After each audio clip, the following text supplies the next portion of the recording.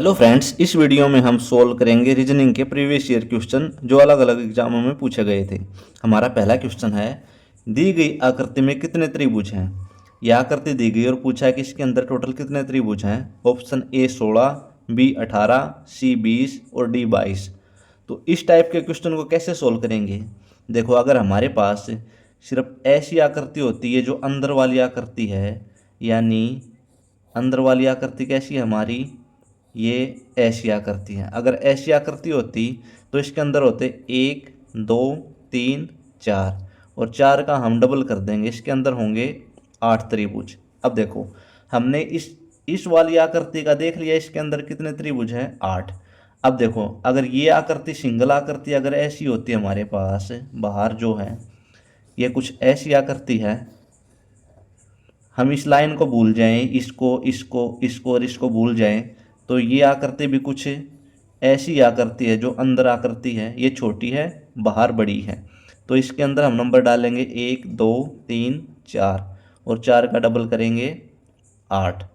अब देखो, अगर हम इस आकृति को भूल जाएं, यानी हमारे पास सिर्फ ये आकृति हो, तो इसके अंदर टोटल कितने त्रिभुज है, 8 और 8 16 त्रिभुज। अब देखो, एक त्रिभुज ये है तो 17वां त्रिभुज हमारा ये है, और एक त्रिभुज है ये इस लाइन को मिला के और इस 17वें त्रिभुज को मिला के, तो टोटल 18वां त्रिभुज है यहाँ पे। तो टोटल इसके अंदर कितने त्रिभुज है, 18। ऑप्शन बी इसका राइट आंसर हो जाएगा। चलते हैं अगले क्वेश्चन पर। अगला क्वेश्चन है मिसिंग नंबर का, कि लुप्त पद ज्ञात करो। 7 4 121, 2 8 100, 6 7 169, तो 5 9 यहाँ पर कौन सी संख्या आएगी, ये पूछा है। ऑप्शन हमारे पास ए 81, बी 114, सी 196 और डी 214। तो देखो, इस वाले क्वेश्चन में क्या लॉजिक लग रहा है, ये जो 7 है, इस 7 को और इस 4 को जोड़ा है, 7 और 4 कितना हुआ, 11, और 11 का स्क्वायर किया है, वो हो जाता है 121। हम देखते हैं कि ये लॉजिक इसमें भी लग रहा है क्या। अगर हम 6 को और 7 को जोड़ें तो 6 और 7 हो गए 13, और 13 का स्क्वायर हो गया 169। तो बिल्कुल ठीक, लॉजिक क्या है, दोनों संख्याओं को जोड़ना और उनका स्क्वायर करना है। तो 5 जमा 9, 9 और 5 हो गए 14, और 14 का स्क्वायर हो गया 196। तो ऑप्शन सी इसका राइट आंसर हो जाएगा। चलते हैं अगले क्वेश्चन पर। अगला क्वेश्चन है कि दी गई उत्तर आकृतियों में से ऐसी आकृति को चुनिए जो प्रश्न आकृति में निहित है। यानी ये आकृति दी गई है और पूछा है कि इन चारों ऑप्शन में से ये वाली आकृति कौन से ऑप्शन के अंदर है। तो अगर हम इस आकृति को ध्यान से देखें तो देखो, अगर हम इस ऑप्शन सी को देखें तो ये वाली लाइन जो है ये यहाँ पर है, ये वाली आकृति इसमें है। ये दो लाइन नीचे यहाँ पे, और एक इस साइड वाली लाइन ये, और इस साइड वाली लाइन ये, और ये यू आकार का यहाँ पे। तो ऑप्शन सी इसका राइट आंसर हो जाएगा। चलते हैं अगले क्वेश्चन पर। अगला क्वेश्चन है, दिए गए ग्रुप में घनों की संख्या बताइए। यानी ये आकृति दी गई और इसके अंदर पूछा है कि टोटल कितने घन हैं। ऑप्शन ए 20, बी 10, सी 16 और डी 18। तो ऐसे क्वेश्चन को कैसे सोल्व करेंगे, देखो हम नंबरिंग डालेंगे। यहाँ पर 1, यहाँ पर 2, यहाँ पर 3 और ये 4, यहाँ पर 1 2 3, और ये वाला तो हमने यहाँ पे काउंट कर लिया। अब देखो, यहाँ पर 1, ये भी 1 है, और यहाँ पर 2।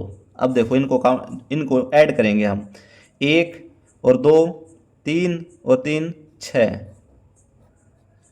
1 और 2 3 और 3 6 और 4 10, 1 और 1 2 और 2 4, तो 6 और 4 10 और 10 20। तो इसके अंदर टोटल कितने घन हैं, 20। ऑप्शन ए इसका राइट आंसर हो जाएगा। चलते हैं अगले क्वेश्चन पर। अगला क्वेश्चन है, दिए गए विकल्पों में से कौन सा दी गई आकृति को पूर्ण करेगा। यानी ये आकृति दी गई है और पूछा है कि ये जो क्वेश्चन मार्क है यहाँ पे कौन सा ऑप्शन आएगा इनमें से। देखो, इस वाले क्वेश्चन को कैसे सोल्व करेंगे। बाहर ये वाली लाइन है तो यहाँ पे ऐसी लाइन होगी, तो ये लाइन आ जाएगी यहाँ पे।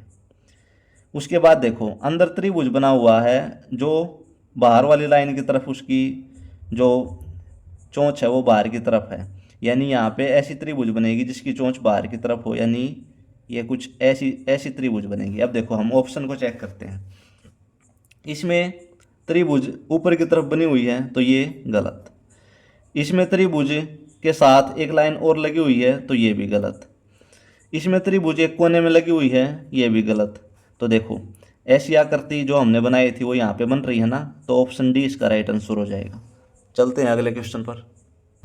अगला क्वेश्चन है कि अनुक्रम को पूरा करो। ये एक सीरीज दी गई है और पूछा है कि यहाँ पर कौन सी संख्या आएगी।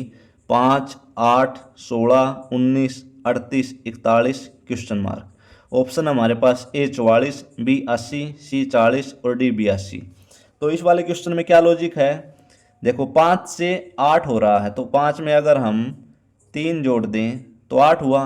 अब 8 से 16 हो रहा है तो यहाँ पर 8 को 2 से गुणा कर दें तो 16 हो गया। अब देखो 16 से 19 हुआ है तो 16 में 3 जोड़ने के बाद 19 हुआ है। उसके बाद 19 से 38 हुआ तो 19 को 2 से गुणा करने के बाद 38 हुआ है। यानी क्या पैटर्न फॉलो हो रहा है, एक बार 3 जोड़ना फिर 2 से गुणा करना है, 3 जोड़ना है 2 से गुणा करना है, 3 जोड़ना है और 2 से गुणा करना है। तो 41 को हम 2 से गुणा करेंगे तो हो जाएगा 82। तो ऑप्शन डी इसका राइट आंसर हो जाएगा। चलते हैं अगले क्वेश्चन पर। अगला क्वेश्चन है वेन डायग्राम का कि कमीज, पतलून और कपड़े के बीच वेन आरेख चुनिए। तो देखो कमीज, हम कमीज के लिए वेन डायग्राम बनाएंगे। ये हो गया हमारा कमीज। पतलून, अब कमीज अलग होता है और पतलून अलग होती है, यानी पैंट अलग होती है, तो हम यहाँ पे बनाएंगे पतलून। उसके बाद है कपड़ा। अब कमीज भी कपड़ा होता है और पतलून भी कपड़ा होता है, तो कपड़ा आ जाएगा इन दोनों के बाहर, यहाँ पे आ जाएगा कपड़ा। तो ऐसा ऑप्शन देखो कौन सा ऑप्शन है, ऑप्शन ए इसका राइट आंसर हो जाएगा। चलते हैं अगले क्वेश्चन पर। अगला क्वेश्चन है कौन सी उत्तर आकृति दिए गए आकृति आव्यूह को पूरा करेगी। यानी एक प्रश्न आकृति दी गई है यहाँ पे और पूछा है कि इस क्वेश्चन मार्क की जगह पे कौन सी आकृति आएगी इन चारों में से। तो देखो कैसे सोल्व करेंगे इस क्वेश्चन को। यहाँ पर देखो, यहाँ पे हमारे पास त्रिभुज यानी 3 भुजाओं वाली, उसके बाद है यहाँ पे वर्ग 4 भुजाओं वाला, उसके बाद है यहाँ पे पंचभुज 5 भुजाओं वाला।